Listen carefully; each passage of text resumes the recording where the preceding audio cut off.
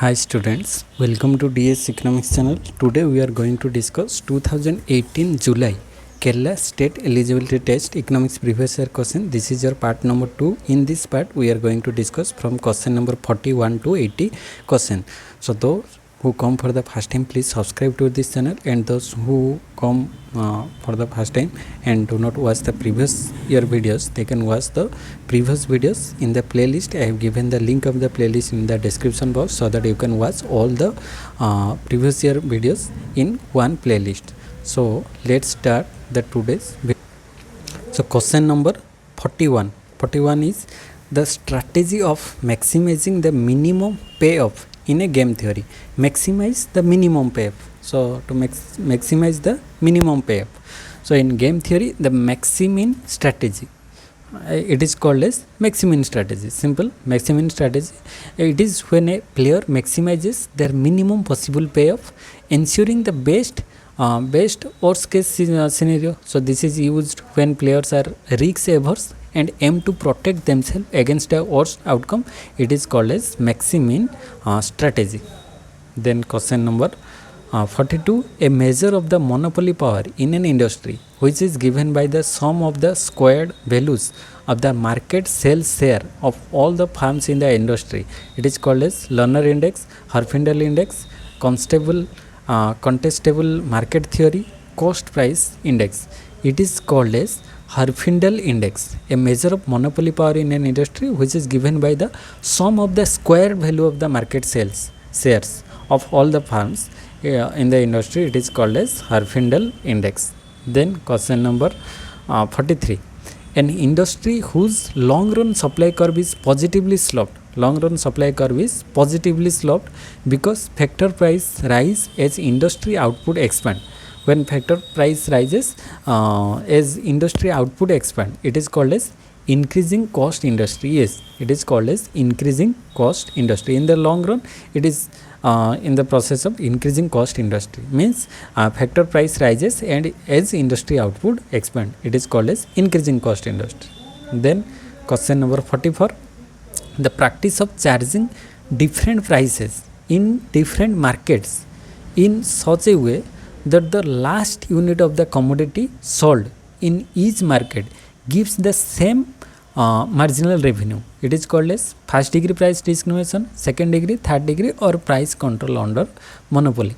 It is called as third degree price discrimination. Third degree, because in third degree price discrimination we know that a firm charges different prices in different markets based on varying demand elasticity. So the goal is to equate marginal revenue across all markets for the last unit sold, maximizing the firm's overall profit. It is called as third degree price discrimination. Then question number 45, each oligopolist firm attempting to maximize its total profit assumes that the other firms hold its output constant. It is called as Botton model, Carnot model, Swiggy's Chamberlain. It is called as Botton model, duopoly model. So in Botton model, each oligopolist firm attempting to maximize its total profit, assuming the other firms hold its output constant. When other firms hold output constant, it is called as Carnot model. So 45, right option is option number B. Then question number 46, the locus of points where one producer's isoquant is tangent to the other producer isoquant. One producer isoquant is tangent with the other producer isoquant.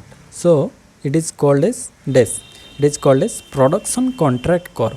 Yes, it is called as production contract curve because the production contract curve represents the locus of points where the isoquants of two producer are tangent to each other. So these points reflect efficient allocation of resources between the two producers where neither can increase output without reducing the other output. Then question number 47, the curve that shows the amount of commodity that the consumer would purchase per unit time. Consumer would purchase per unit time at various level of income. It is called as consumer's demand curve, angel curve, price consumption curve, or marginal utility curve. It is called as angel curve. We know that angel curve. So this is the angel curve. In angel curve, we know that the potential, the curve that shows the amount of commodity that the consumer would purchase per unit time at various level of income. We know that at various level of income it is called as angel curve. Then question number 48, the maximum output an economy can produce without putting upward pressure on the price level. The maximum output an economy can produce without putting upward pressure on the price level, it is called as nominal GDP, potential GDP, real GDP, or GDP at constant price. It is called as potential GDP. Potential GDP refers to the maximum output an economy can produce when all resources are used efficiently without causing inflation or upward pressure on the price level. So it represents the economy's sustainable level of production over the long term. It is called as potential GDP. Then question number 49, identify the wrong statement. First one is, in recession period GDP gap is negative. GDP gap is negative. No, exactly, in recession period GDP gap is not negative, positive. Then GDP gap is positive when real GDP is less than potential GDP. Then GDP gap is positive when real GDP is less than potential GDP. Yes, when real GDP is less than potential GDP, GDP gap is positive. Then in recession period GDP gap is positive. Yes, it is right. In recession period GDP gap is positive, not negative. Then increase in nominal GDP may not result in increase in real GDP. Yes, increase in nominal GDP not necessarily result in increase in real GDP. So this is also right. So option A is incorrect. So wrong statement is option number A. Then question number 50, which of the following results to keep the ratio of capital to labor constant? Capital depending, highly skilled and trained workers, technological advance, or capital widening. So which of the following results to keep the ratio of capital to labor constant? So to keep the ratio of labor to capital constant, it is called as capital widening, because capital widening occurs when the capital stock increases at the same rate as the labor force. So keeping the capital to labor ratio constant. So this contrast with the capital depending, where the capital to labor ratio increases because capital grows faster than labor. It is called as capital depending, first one. But capital widening means when the capital stock increases at same rate as the labor force, keeping the other capital to labor remain constant. So it is called as capital widening. Then question number 51, production possibility curve of two nations usually differ because PPC of two nations differ because difference on natural resources endowments, factor endowments. Yes, because difference in on natural resources endowments, PPC of two nations usually differ. Then question number 52, supply side economics favored reduction capital gains tax rate. Yes, supply side economics, it favored reduction in capital gains tax rate. Then question number 54, read the following statement about hypothesis testing and answer. Power of a test is a function of type 1 error. Then type 2 error is committed when we reject a true null hypothesis. Then third statement is Z test has the widest range of applicability among all the commonly used tests. So first one is power of a test is a function of type 1 error. No, this is incorrect, because we know that the power of a test is actually related with the probability of rejecting a false null hypothesis. That is one type 2 error. So and it is not directly function of the type 1 error. So option 1 is incorrect. Power of test of a function, it depends on type 2 error. Then type 2 error is committed when we reject a true null hypothesis. No, when we reject a true null hypothesis, it is called as type 1 error. When we accept the hypothesis when it is false, it is called as type 2 error. So this is also incorrect. Then Third one is Z test has the widest range of applicability among all the commonly used tests. Yes, this is true because the Z test is widely used in hypothesis testing, especially when the sample size is large and the population variance is known. So it applies in many situations, making it a very versatile test. So only 3 is correct here. So 1 and 2 are false and 3 is true. Option B is right here. Then question number 55. Question number 55. A theory postulating that the value or price of a commodity is equal to the amount of labor time involved in the production of a commodity is it called as Malthussen theory of population, opportunity cost, labor theory of value, labor surplus theory. So labor time involved, it is called as labor theory of value. Option C. Option C, labor theory of value. It postulates that the value of price of a commodity is equal to the amount of the labor time involved in the production of a commodity. It is called as labor theory of value. Option C. Then question number 56. Decreasing opportunity cost to produce more and more unit of a commodity are given by a production possibility curve that is straight line parallel to x-axis, straight line parallel to y-axis, concave to the origin or convex to the origin. Decreasing opportunity curve, when decreasing it is called as convex, convex to the origin. Decreasing means convex to the origin, this type of shape, convex to the origin. So option D is right here. Then question number 57.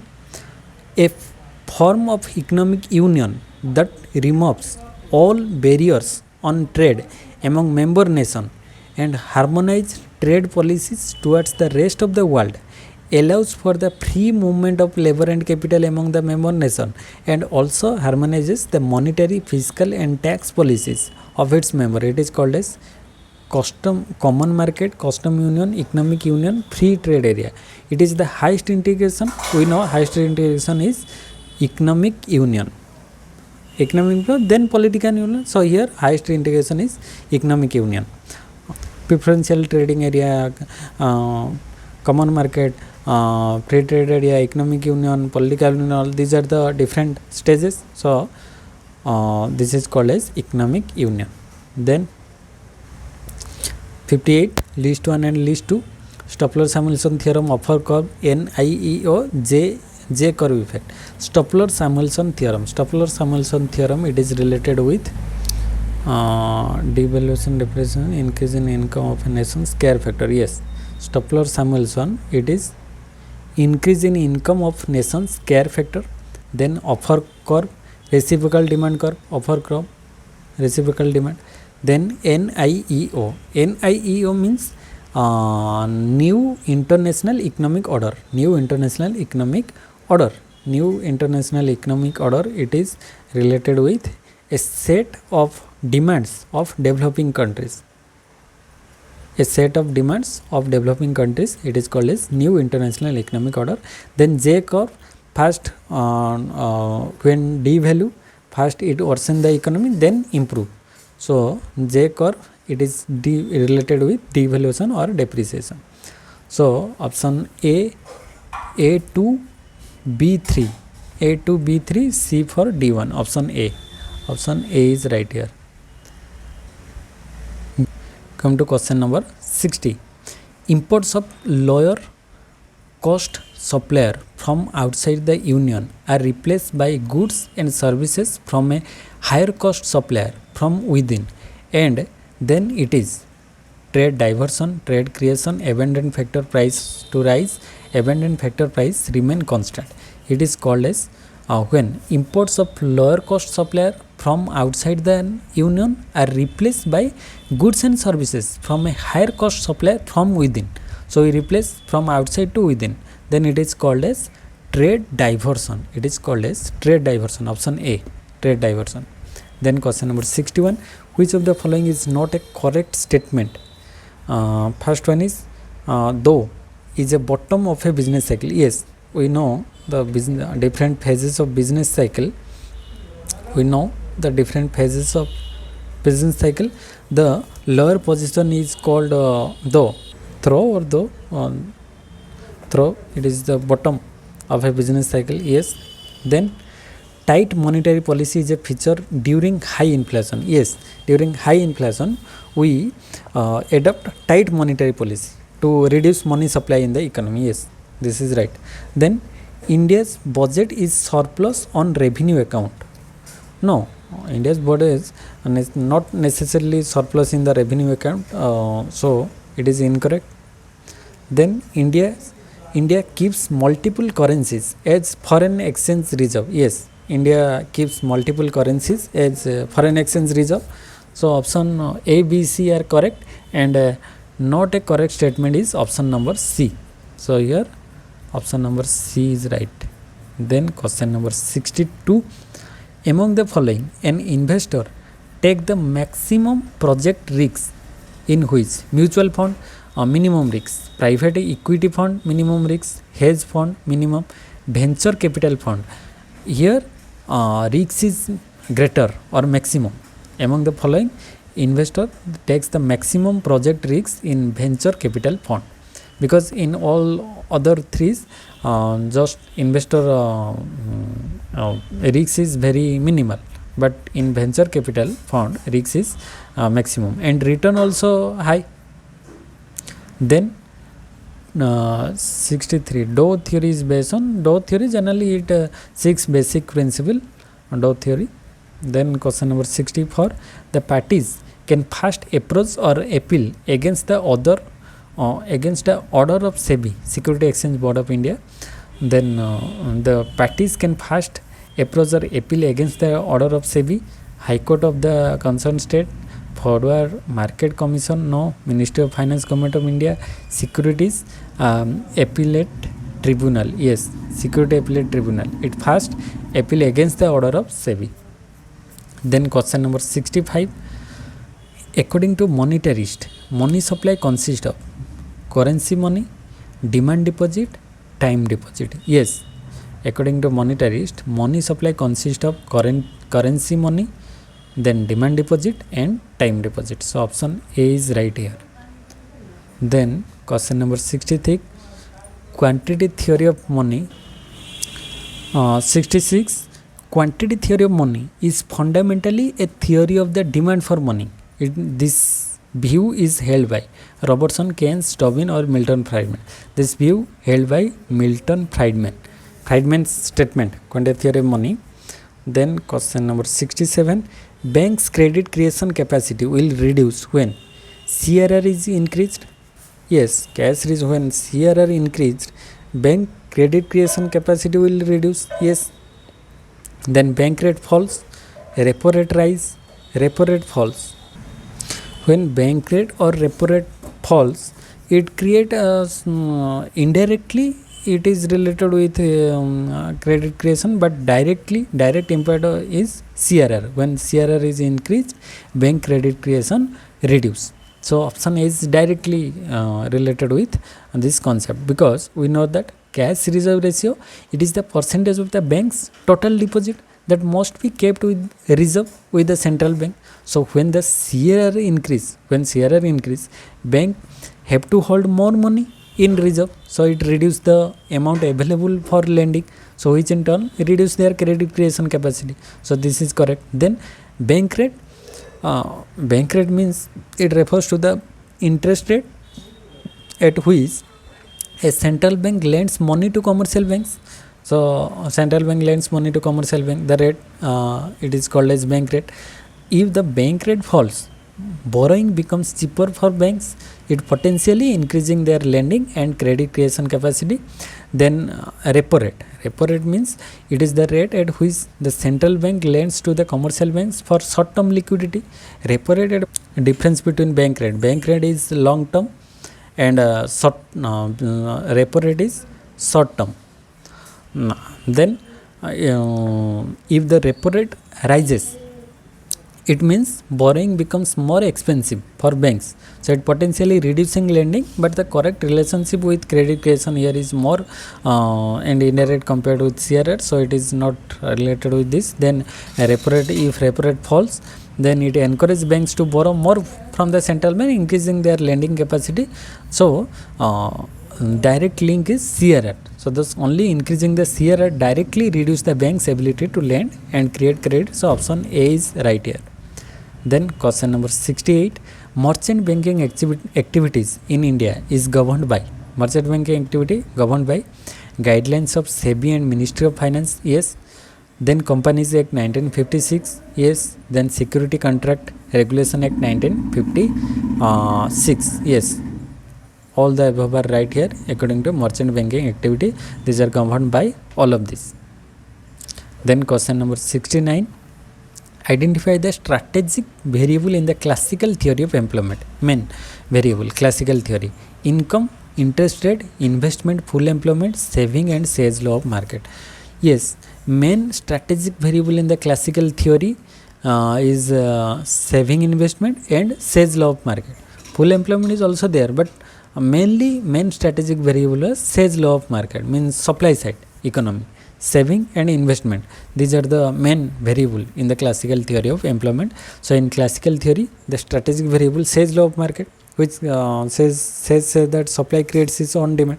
So according to this law, production will automatically generate enough income to create demand for the products produced, and it implies that general overproduction or under employment is not possible in the long run. Then saving and investment, these are the also crucial in the classical theory. So classical economists believe that saving would be automatically invested through the mechanism of interest rate, ensuring that all available resources including labor are fully employed. In this framework, full employment is the natural state of the economy, assuming there is flexibility in the wages and prices. So mainly saving, investment and sales law of market are required. So then investment, full employment, interest rate, these are also important, but main strategic variable is saving and sales law of market. So this sales law of market and saving are the key strategic concept in classical theory of employment. Then question number 70, the origin of monetarism lies in, effective demand of marginal efficiency of capital, money supply, quantity theory of money. Yes, it is lies in quantity theory of money. The origin of monetarism lies in quantity theory of money. Then question number 71, the horizontal portion of the aggregate supply curve is called aggregate supply curve. The horizontal position, intermediate and this is the vertical position of aggregate supply curve. So the horizontal position is equal to Keynesian range, this is intermediate range, and this is classical range. Horizontal is Keynesian range and vertical is classical range. So right option is option number B. Then question number 72, who is the present vice chairman of Niti Aayog? Present vice chairman. So now in 2024, present vice chairman is Suman Berry.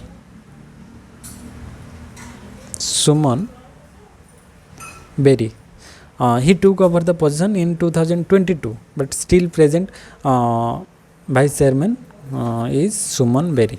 So here this was from question number in the year 2018. In 2018 there was vice chancellor was Rajiv Kumar, but now vice chancellor is Suman Berry. Then question number 73, identify a variable from the following not influencing the value of HDI. Not influencing: literacy rate, sex ratio, child mortality rate, infant mortality rate. Here in HDI we do not include sex ratio. So here sex ratio is right option, because in HDI it is a composite index used to measure a country's average achievement in the mainly three basic aspect: health, education and standard of living. First one is health, and second one is education, and third one is standard of living. So literacy rate it include in education, then child mortality, infant mortality, these are included in health person. So this A, C, D all are included in HDI, but sex ratio not included in HDI. So option B is right here. Then question number 74, the expansionary momentum from the centers of economic expansion to other region from the center to other region expansion. It is called as backwash effect, Keynes effect, wealth effect or spread effect. It is called as spread effect, means it is from center to other region spread. It is called as spread effect. Then question number 75. An increase in the supply of real money balance will cause, when a increase in the supply of real money balance will cause what? Will cause the LM curve to shift down to the right. Yes, this is the right option. When an increase in the supply of real money balance, it will cause the LM curve to shift down to the right. Then question number 76. Increased fiscal deficit may not lead to increased fiscal deficit may not lead to increase in domestic interest rate. When increase fiscal deficit, increase in domestic interest rate. Yes, when fiscal deficit increase, domestic interest rate also increase.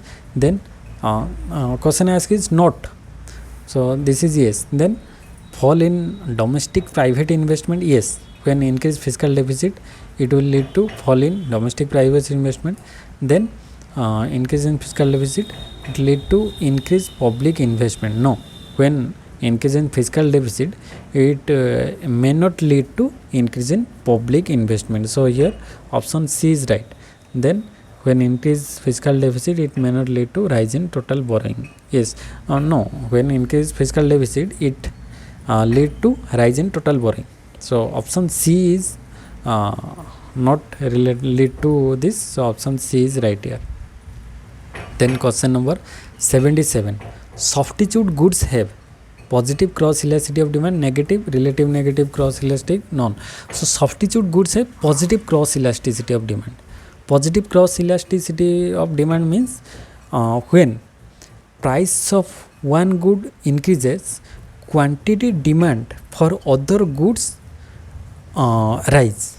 When price of one good, substitute goods, suppose tea and coffee. Tea and coffee are both substitute to each other. When price of tea rises, means first in the initial stage price of tea and coffee was 10 rupees, 1 cup of tea and coffee. And when price of tea rises, means when it rises to 10 to 15, when price of tea rises, then quantity demand for coffee rises, because here now the price of tea is higher than price of coffee. So here demand for quantity demand for tea decreases and quantity demand for coffee rises. So here the substitute goods have positive cross elasticity, means when price of a good rises, others substitute goods quantity demand rises. So it is called as positive cross elasticity. Option A is right here. Then question number 78. Literacy rate calculated taking into account the 7 years and above population in the denominator is called crude literacy rate, effective literacy rate, literacy estimation, literacy projection. It is called as effective literacy rate. Effective literacy rate, it is calculated by taking into account the population aged 7 years and above, in the denominator. So it provides a more accurate measure of literacy among the population that is old enough to read and write, as opposed to the previous one, that is crude literacy rate. Crude literacy rate, which might include all the ages group regardless of their ability to read or write, but in effective literacy rate we include only 7 years and above age group of people. So it is called as effective literacy rate. Option B.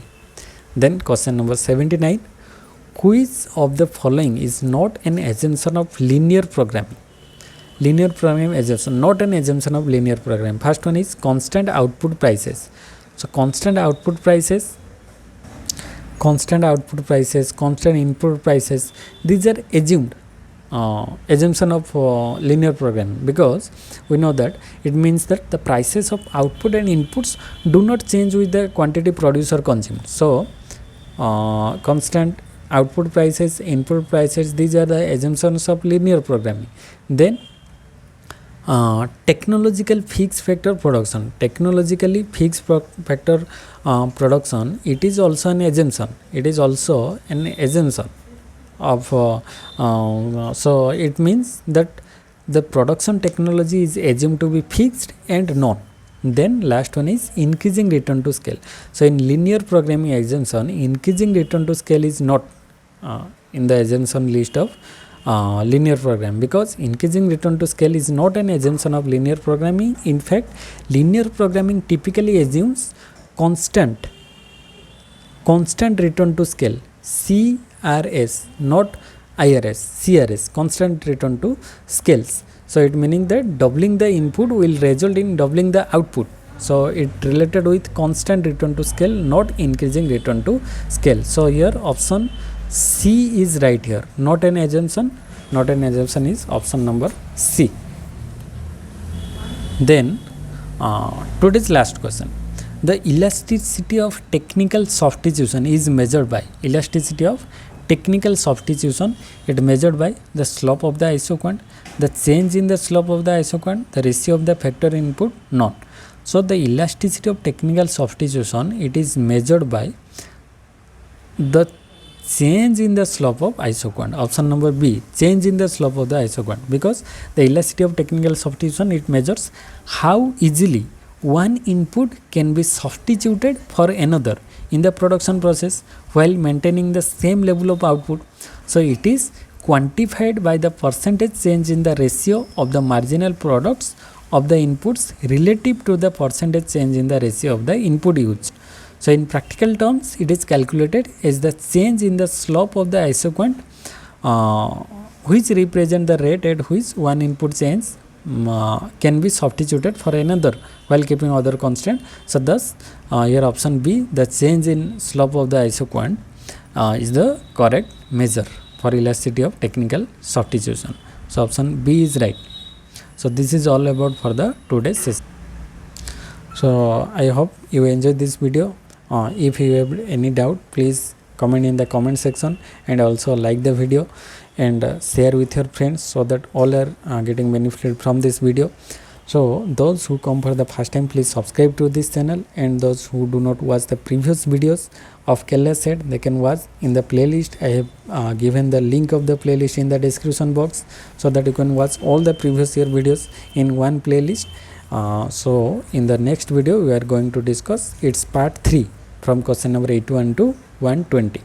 So thank you all. Jai Jagannath.